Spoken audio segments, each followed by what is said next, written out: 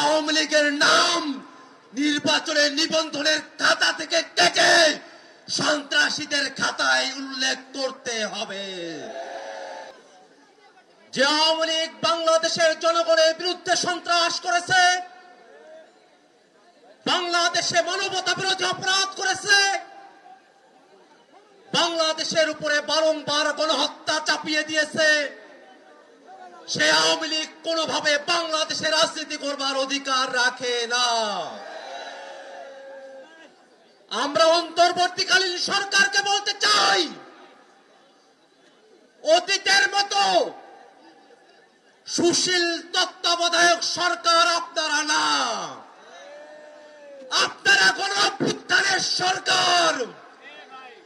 গণ অভ্যুত্থানের ম্যান্ডেট নিয়ে যারা উপদেষ্টা হয়েছেন তাদের কাছে প্রশ্ন, যে আওয়ামী লীগ বাংলাদেশে গণহত্যা করেছে, সে আওয়ামী লীগের বিরুদ্ধে আইনগত ব্যবস্থা নিতে বাধা কোথায়?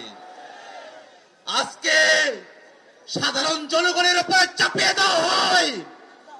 আমরা স্পষ্ট করে বলতে চাই, ওই 5ই আগস্ট বাংলাদেশের জনগণ সিদ্ধান্ত নিয়েছে আওয়ামী লীগ নামে, নৌকা মার্কার নামে, মুজিববাদী আদর্শের নামে বাংলাদেশে কোন রাজনীতি চলতে পারে না।